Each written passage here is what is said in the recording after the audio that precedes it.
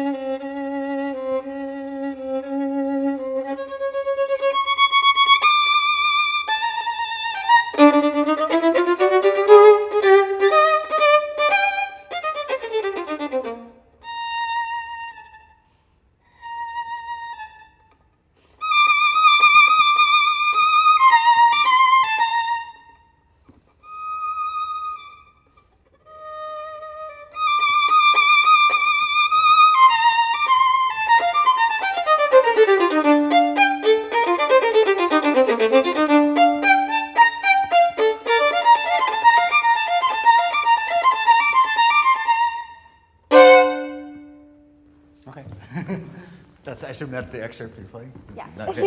Okay.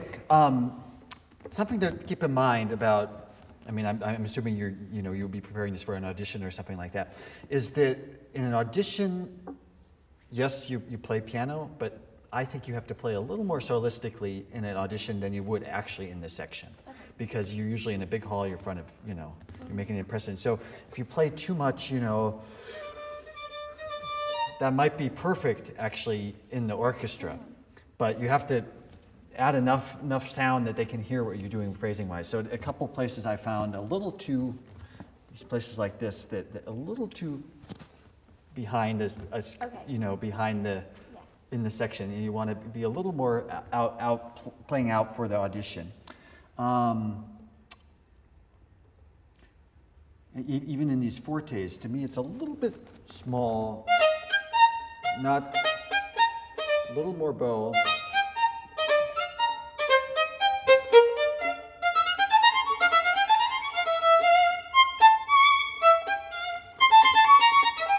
Think of it a little bit more like you're playing string quartet. Can we try from the beginning?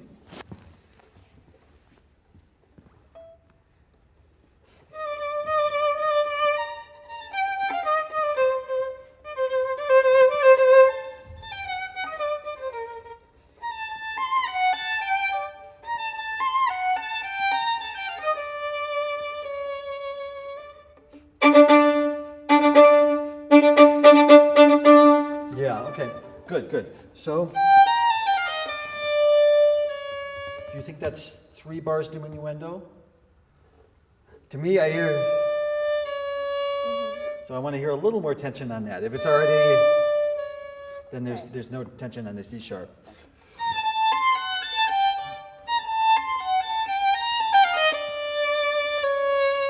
Yeah, and here, okay, and then can we think a little more about the release? I mean, this is technically the same. Whereas, but that sounds different because of the gesture, and I'm missing a little bit of that gesture. Yeah,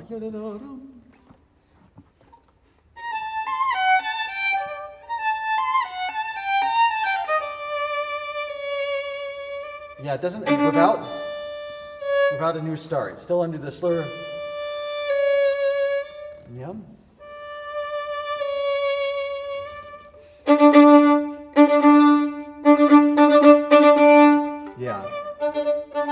Personally, I don't like the retates. Are you here? Yes? I think it gives it more direction.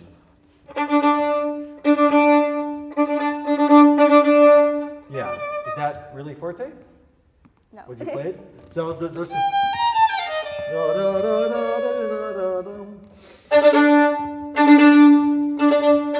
Mozart doesn't always have to be nice. This is dramatic music. Okay.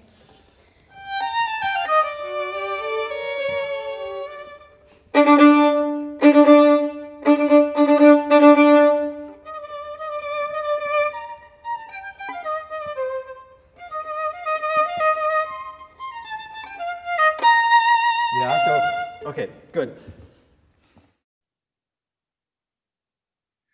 Hello again. If you are just tuning in, I am Joseph Conyers, and today we are going back to the Carnegie Hall Masterclass archives to take a look at some string excerpts. We just watched a clip of Berlin Philharmonic first concertmaster Noah Bendix-Balgley coaching Ann Yu on Mozart Symphony No. 40 from 2015. The complete masterclass videos of all of today's classes are available on Carnegie Hall's YouTube channel. We are also taking questions, your questions throughout the show. So please comment on Facebook or on YouTube with anything more you'd like to know. And speaking of questions, I think we have a few coming in. Let me check out the chat. So we have, yes. So, well, we don't have any comments yet, but we do have folks tuning in from everywhere. It's so excellent to have you joining us from Germany, Italy, Turkey, Spain, Canada, Bolivia, Serbia, India, Colombia. Thank you all so much for watching, and I hope you enjoyed that really important masterclass. One of my favorite things I heard the concertmaster mention, well, if you saw, he was really trying to bring out the contrast in the playing. And I loved how he said, we always think of Mozart as nice. And I think in general, it's great to have that concept, but to be able to bring out the storminess qualities as necessary or as appropriate is really something that's really important for any young musician to be able to do, whether you're a string player or any instrument that you play. Contrasts are so important in the in the work of orchestral auditions. Having sat on many committees myself, one of the things that brings to light, I would say, a candidate from behind the screen, one of the things that makes a candidate stand out is that kind of attention to detail.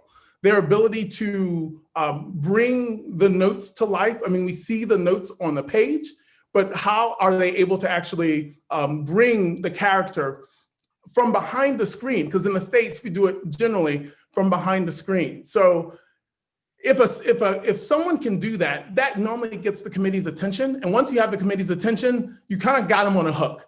Because the other thing that's really important to think about is with auditions, everyone's sometimes thinking that I'm being judged. I'm being judged. These people are judging me.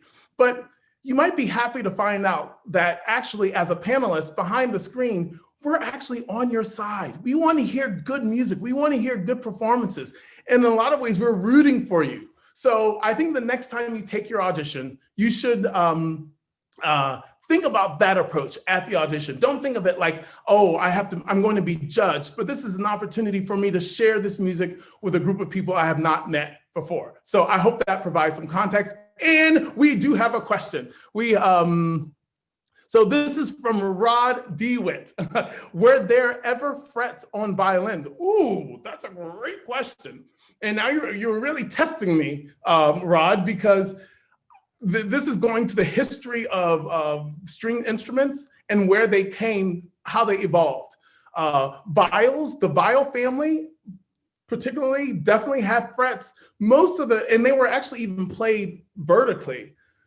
If my memory serves me correct, and I know there's someone in the world who might be able to even put it in the chat with the right answer, but when the more modern violin, where the violin started being playing under the chin, there were no frets on those violins. Those were reserved for other kind of more historic instruments, particularly like the viols, which are not technically part of the string family. It's the viol family, which actually where the double basses kind of evolved from, which are not actually part of the string family. It's a rabbit hole, y'all. It's a rabbit hole, but I hope that answers the question. I don't think in history that the modern violin, the violin that we know, has ever had frets on it. I hope that answers that question. And we have one more from, this is from Christy Harville. My daughter is a fourth-year viola in the public school system. What do you recommend for her to further her playing ability in an area where there are minimal resources for music education? Oh, this is a great question. So fourth-year viola in public school. I don't know if your daughter is in high school. Because one of the most important things I feel like, particularly when we're in kind of isolated areas, and having come from Savannah, Savannah's not super isolated, but compared to New York or Philadelphia, it's pretty isolated. But if you have a young person who's developing, if you can get them in some kind of network where they are with other musicians. So sometimes, now this is a big sacrifice, y'all. And this, I've heard of people, for example, in Juilliard Prep who fly their students in every week. That's definitely a sacrifice, that's one. Another is, I'm from the state of Georgia, and I know for example, the Atlanta Symphony Youth Orchestra. There are many students who come from hours away to attend rehearsal. Those experiences are really important. And I think I will cap this by saying, having the summer music experience is, to me, almost like just completely integral for the development of any young player of any capacity. When I say any kind of summer training, because in our field, I mean, this might sound a little dark, but in our field, we don't really, particularly when we're young, we don't have a lot of time for time off. I know it's very easy to think that we're going to take the summer off and hang out, and one has every right to do that. But in our profession, generally, we use that summertime to really build up our technique, learn, give us a broader sense of our repertoire and how we should be approaching the music, and getting that camaraderie at an early age. Even if you don't have it locally, look at a program. I mean, I mean, there's the NYO USA and NYO 2. Those are two fantastic programs. There are many other programs around the country that you might be able to find that might be a perfect fit for a lot of reasons. Your daughter can decide, is this something I really want to do? And they'll get the experience needed to help take them to the next level. So I hope that was really, really helpful. I hope. So now that we have done that, I think it's time we should move on because we have some more excerpts to listen to. I'll be able to follow up with more answers to questions after the upcoming segment, but we are now going to move on to our next masterclass, one that you'll see I can really connect with. Our next masterclass segment is from the Vienna Philharmonic Orchestra's principal bassist, Ödön Rácz, coaching Demetrius Matas, 2017-2018 alumnus of the National Youth Orchestra of the USA, on an excerpt from Stravinsky's Pulcinella. This is a really, really famous bass solo for bass players. So all the bass players I know are salivating, super excited to hear this. Stravinsky's Pulcinella is such a great piece, full of wit and jollity. It's so much fun to play. Let's give this a listen.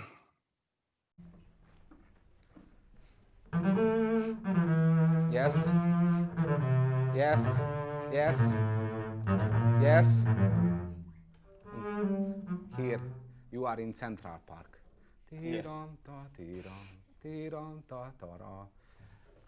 Nice day, nice weather. What is nice? You are nice, I am nice, you are nice. Ist alles okay? Tiram, ta, tiram. This is the other word for music.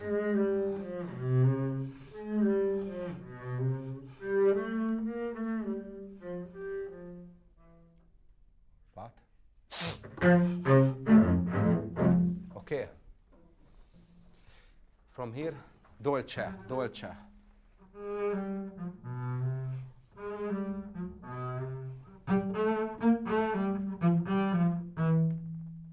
Kurz, short, short. Tara, titiram, tatira, pa, pa. Kurz. Yes. Kurz, short, short. Not you playing. You playing very, very long.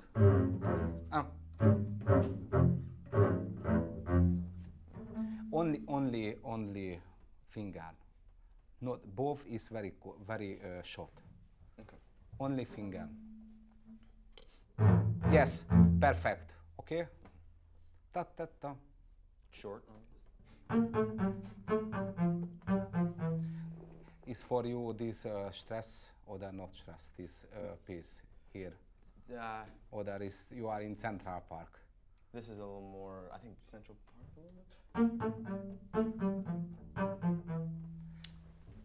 You are here in stress and the last Vielleicht. Maybe. Vielleicht, maybe.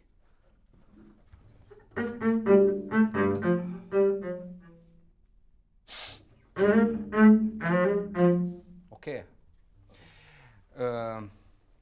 You have here these other Stimme. Wie sagt man das? Die Begleitungsstimme oder you have here the Klavierstimme. The piano score. The piano score. You have here only this. For Pulcinella? Mm-hmm. I don't have it with me. We can not together play. Mm-hmm. Next time we play together in Carnegie Hall in big hall. On only this piece. Okay. That's good. Okay. For me from here. Tiram, ta, tiram.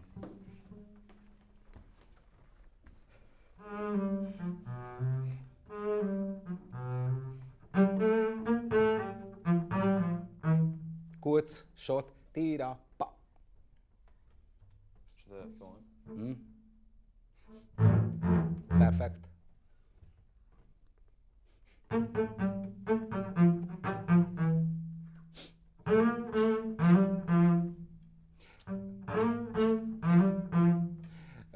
Last note is better with upstrich. Upbow. Downbow. Downbow. Oh. Aufstieg.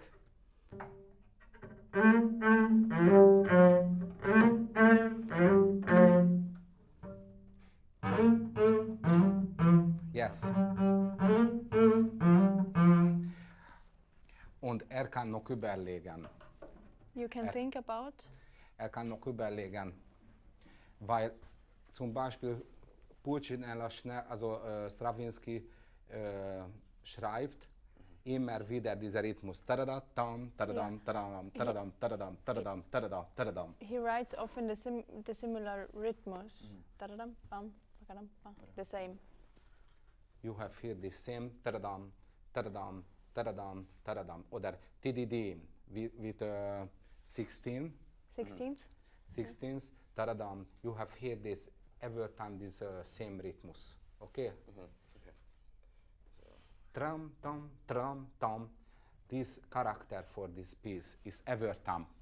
Every time.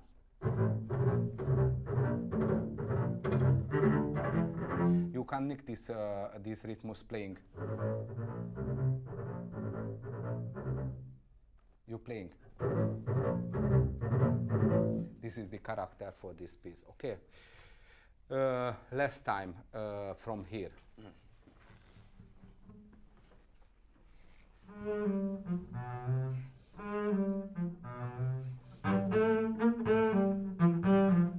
Perfect. Short.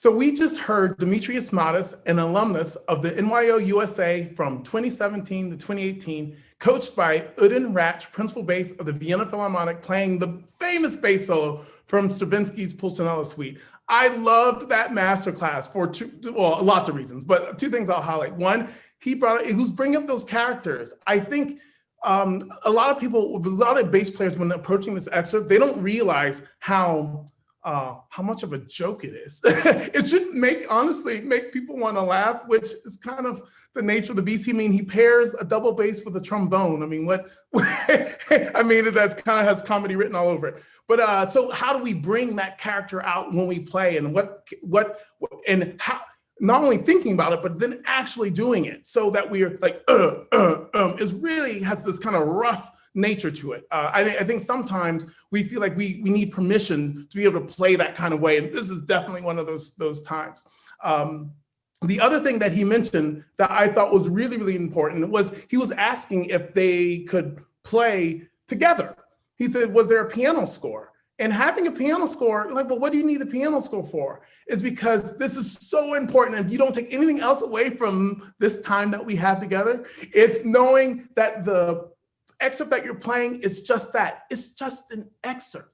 It's just one small piece of a much bigger thing. And it's really up to you to know the context that excerpt fits into the whole picture. But I always like to describe, my students will attest to this, but when I say many times, and people approach excerpt, young people, anyone looking at excerpt will approach it like this. Like, imagine you're walking into a beautiful art gallery and there's this huge painting, and you walk up to the painting and you get closer and closer and closer and closer and closer and closer, and you're like, oh, it's so beautiful. This is such a beautiful painting. That's what an excerpt is.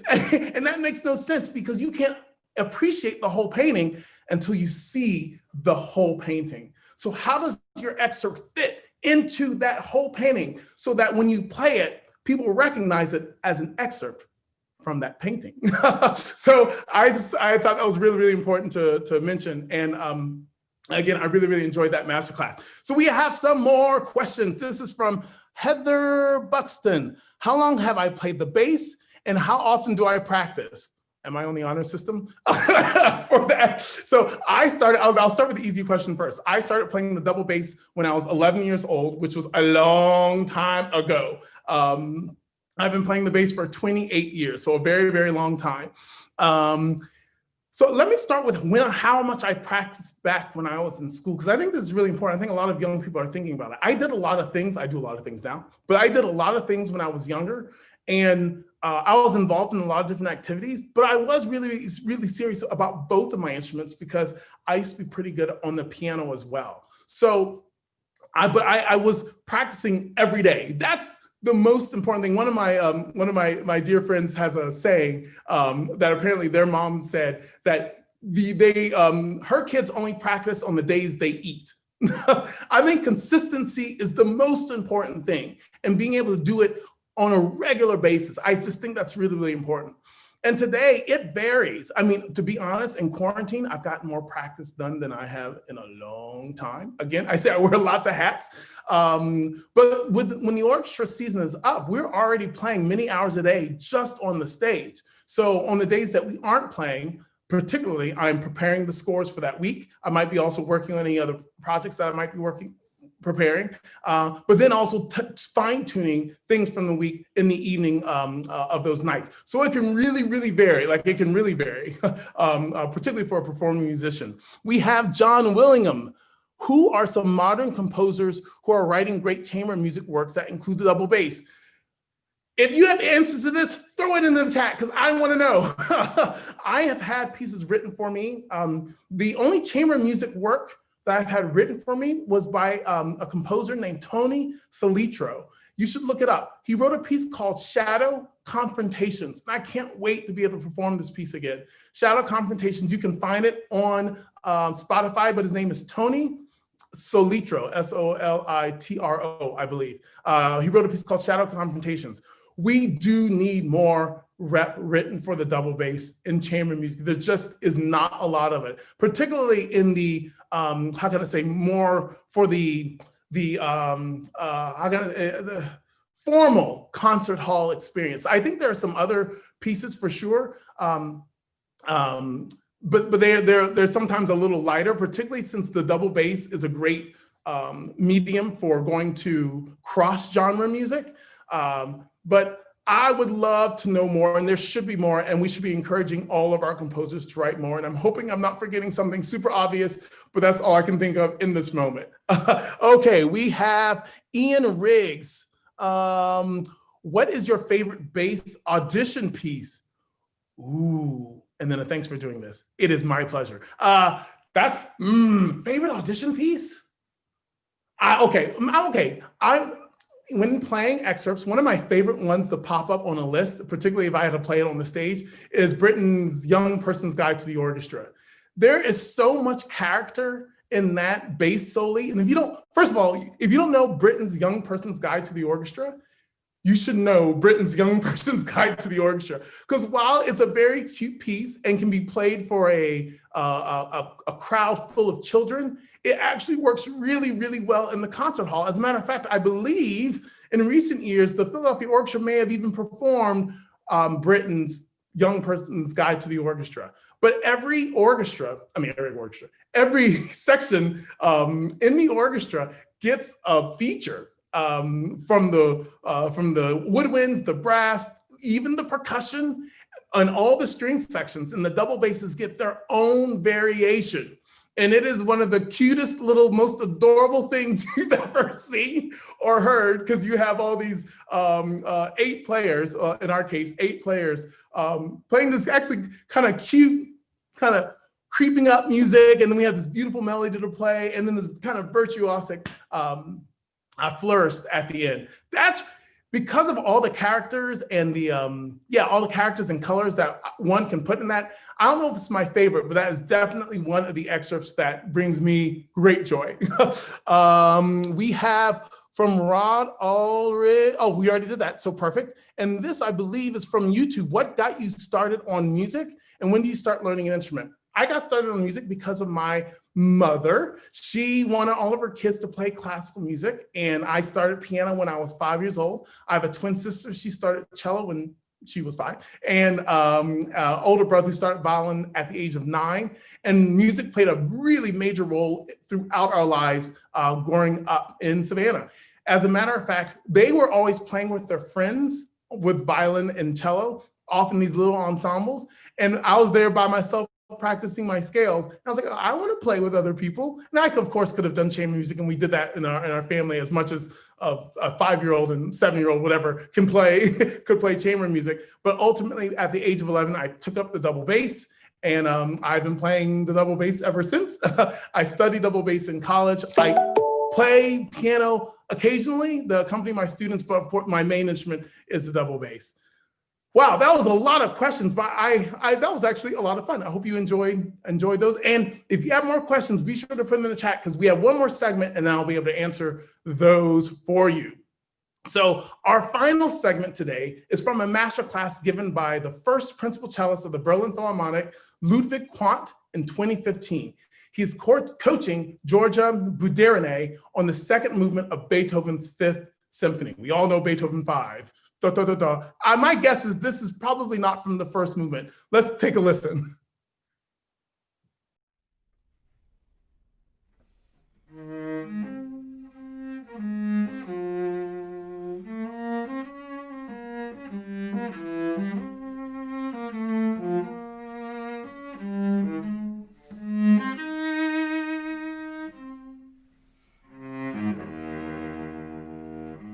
Yes, very good. Yeah, basically very good. It's just a little bit too fast, I think. Yeah. It's con moto, but you have to think about the other.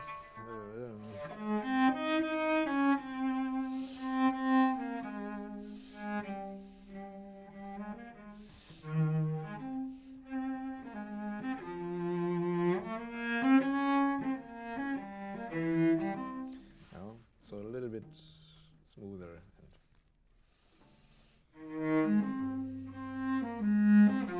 But sharp, so the rhythm must be dee da da da da.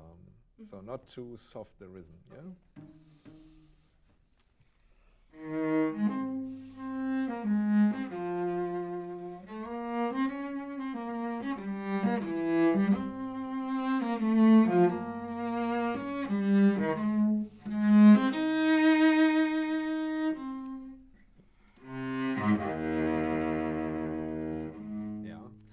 Only one small thing.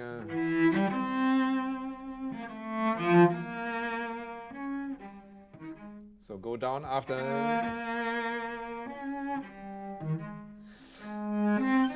And then comes the surprise of the forte again, yeah? So just relax before this forte, yeah? Then it's more unexpected. Okay, but we can go on, yeah? It's only a detail, yeah?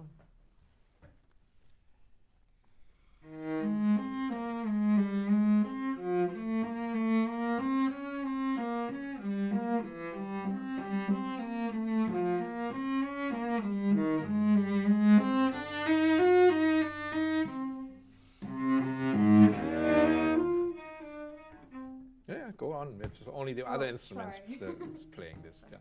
Okay, try to do a smoother legato. Not so much like this. Yeah, it's not easy. Yeah, you have to work with the left hand. Very. How to say? I don't know.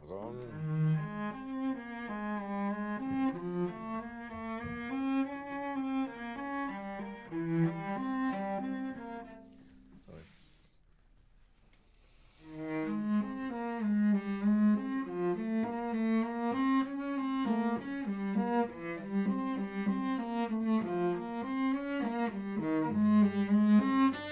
Yeah, two small things. Little bit more pronounced, and then again, it's always a surprise. It's typical for Beethoven. He loves to surprise the people, so to do the unexpected, yeah. And don't make any crescendo or any preparation for this forte. Yeah, to do whoo, yeah. It's typical for him. He was crazy a little bit. I don't know why, but. Okay, let's go. But let's go to the next one. Yeah.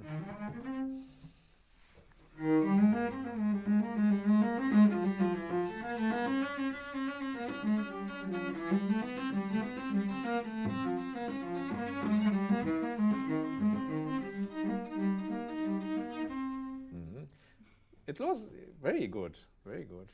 Yeah, a little fast, just. It must be the slow movement still of the symphony. Yeah.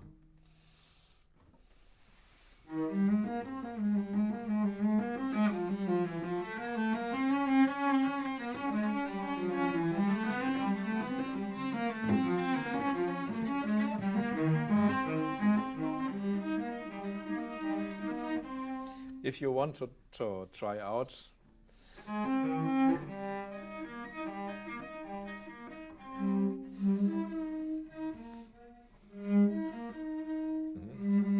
So now, all my colleagues playing, but I'm too lazy for the. You can play such a soft pianissimo.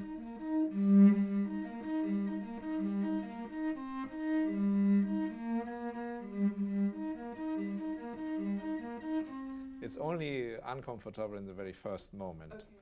Okay. After that, you will find it's very comfortable.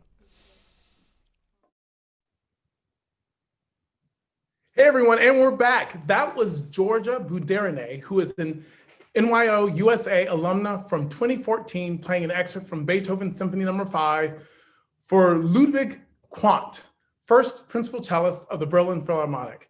If you're a bass player who happened to be watching today, you are, I guess, just super happy because while we don't play that particular excerpt, the second movement of Beethoven 5, one of the variations, and we were getting closer and closer throughout that excerpt, is one of our biggest excerpts. It's always really great to hear the other instruments in their excerpts. This is actually one of the questions I believe that's coming up, and I'll wait to address that then. But Beethoven 5, of course, great piece, but that second movement, I feel like it doesn't get its real due justice because it's such a lovely, lovely piece of music. So now we're gonna go to our last few questions. We have a Ben Levy. I know a few Ben Levies. I assume this one might be in Chicago. Just what are some of your favorite experiences you've had while touring the world with the Philadelphia Orchestra? You know what? I'm a proud Philadelphia Orchestra member. And I'm trying to think. I mean, I was going to go take that question in two ways. One is I always just love being able to travel the world with my great colleagues and be able to perform almost anywhere. We've performed in the best of acoustics. We've performed in not so great acoustics, but just being able to see the audience respond to the Philadelphia Orchestra is always something that brings me great joy. I start thinking back about some of the concerts that I played in, playing at the Musikverein in Vienna, which of course is another one of the world's great halls, and seeing the audience response in Europe. So for Europeans, this is going to sound like that's very normal, but for Americans, this never happens. And this also happens in Asia. It's the unified clap. And so in the States, everyone just claps and it's all cacophonous. But in Europe and Asia, as they enjoy things, and particularly if they're begging almost for an encore, they will clap uniformly. And I remember particularly there once we played our encore and they kept doing that. And it was just a great spirit, because to be able to play in that hall and with so much history and receive such a response. Actually, this reminds me of one of my favorite instances, and this was in a hall in Japan where we played our encore. We maybe even played a second encore, and the audience kept clapping in unison, wanting more. And then finally we just had to say, that's all we got, guys. And we left the stage. And even while we were leaving, they kept clapping. That was pretty remarkable. And to know that music can bring such joy and spirit to people all around the world, it's just really, it brings great satisfaction and a lot of purpose to what we do as musicians and in our orchestras, how we can unite in this way and bring our cultures together in this way and have it appreciated in that way. And I really do hope that we are able to do that in the concert hall again very, very soon. So that was kind of like a whole potpourri of different things, but I hope that gave you a sense. This is from Tony King. I'm guessing many viewers today are amateur musicians, and among them will be some, like me, who have lots of experience but little technique. Apart from going to the expense of lessons, do you have any tips for those of us whose musical lives are spent scraping away in the seconds on and the seconds on how we can improve our playing and our musicality. Thank you. Well, Tony, that's a great question. And I'm going to address this question from the point of being a professional musician. The product is never complete. It is never complete. I am always looking to figure out ways to further my playing, to further my ability to emote through my instrument, to further my knowledge in what I do, not only even just in classical music, but for all music and all musical genres, because it helps develop me as a person and as a player. So my answer back to you is, I would say, instead of looking at what the end product might be, just have fun along the journey. That's what I'm gonna, particularly if you don't have a lot of time to practice, the time you get with your instrument might be really, really precious. And everything from, I mean, we have such technology these days, like the fact that I'm able to talk to you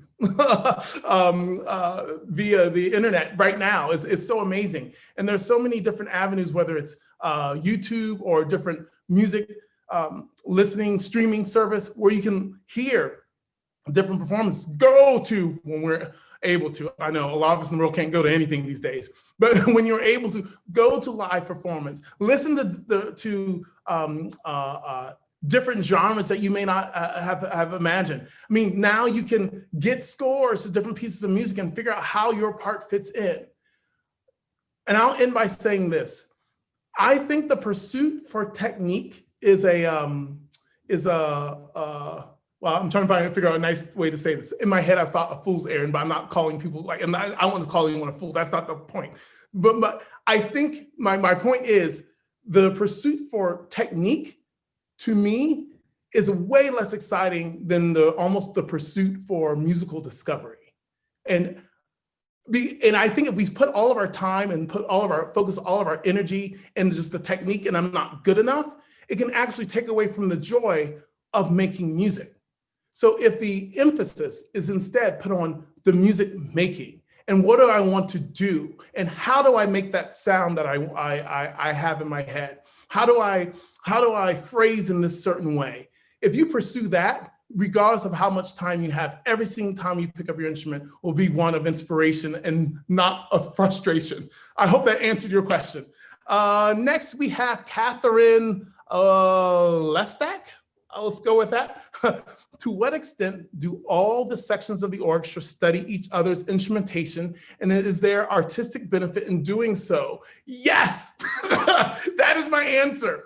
There is huge benefit to going and learning about other instruments in the orchestral family, because it might help you inform how you play your instrument. It might even inform your technique and how you might approach excerpts. One of the best examples I can give actually happens to be involving one of my colleagues. Back when I was in college, Don Liuzzi has been the principal timpanist of the Philadelphia Orchestra for many years. When I was in college, he was principal timpanist of the Philadelphia Orchestra, and he gave a master class at a camp I was attending in the summer.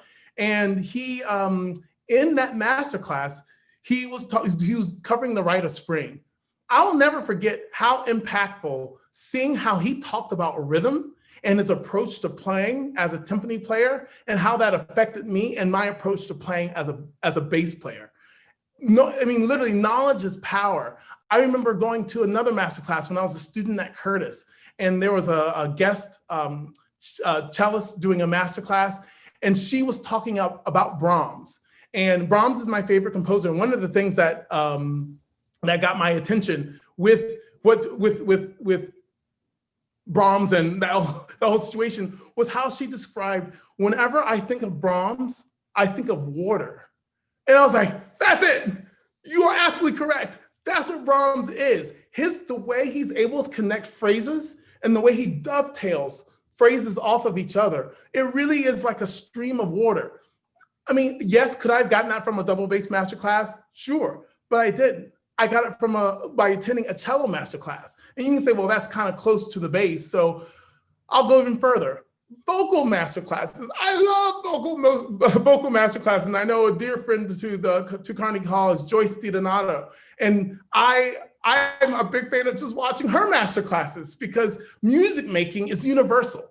And the way she gets the folks in the class to emote and to think about music differently inspires me to emote and think about music in different ways. So I would highly recommend, for technical reasons, for musical reasons, for all kinds of reasons, to really explore what it means to be a musician. Because ultimately, that's how I want to be remembered. I want to be remembered as a great musician. I mean, a great musician who played the bass. I mean, the bass is nice and all, but literally to be able to have that gift as a musician to connect in the most tangible way possible is the thing that brings me the greatest joy in being a musician. So I hope that answered your question. Yeah, learn what others are doing, because it could really, really help you. We have, Aquinas Middle School says hi. Hello, Aquinas Middle. I'm glad you're watching. One last question we have is, do you play a 4/4 bass? This is from J. Kim. So a full-size bass. These are my basses. We have Riley right here, and this is Norma. Norma is a little bigger than Riley. Norma is also a lot older than Riley, but Norma is the closest to a full-size instrument that I have. One of the things you might recognize, even while looking at Norma, is that her shoulders slope. Some basses, the shoulders don't slope. So while the bass is actually quite large, she's quite wide, because the shoulders slope, it actually allows me to get around the instrument. So I probably wouldn't even call it a full size, but basses come in so many different shapes and sizes. There are so many. And a full size bass, I have seen and played some of them. So a lot of them don't have the sloping shoulders, and they're very difficult to play. So for me, I'm really happy and fortunate to have both Norma and Riley, that both you can see have the sloping shoulders, which make it easier to get around. The other thing that large basses also have, that Norma has, because she is still a large bass, is in the back. Whether the back is rounded or a flat back, the top portion, if I had more time and this could do it gracefully, I would do it, but I can't do it right now.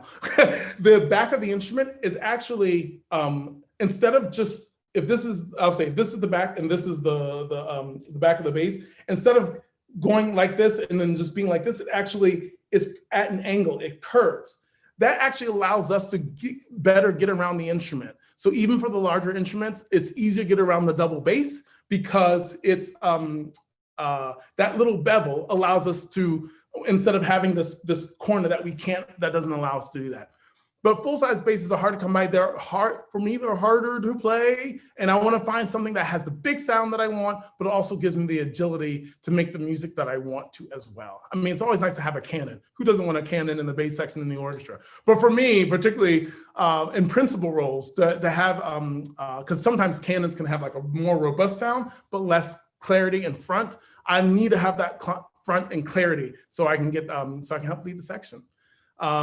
So those were our questions, and we're also kind of running out of time. So thank you so much for joining us today. That brings us to the end of today's episode of String Masterclasses from Carnegie Hall. If you missed any of today's show, it will be available to stream on demand on the Carnegie Hall website and its Facebook and YouTube pages. And remember, the complete masterclass videos we sampled today are available on YouTube. And as a housekeeping note, we are taking next week off. Happy Thanksgiving, everyone, for those of you who live in the United States. Again, it was my pleasure to join you as host. And thank you to Carnegie Hall for this, for me being able to do this. And I hope you, as a listener, enjoyed and maybe learned a few extra things about the double bass and about playing excerpts in general. Please join us on December 2nd at 2 p.m. for a jazz piano masterclass with alumni of the NYO Jazz, led and hosted by Gerald Clayton. Everyone have a wonderful day.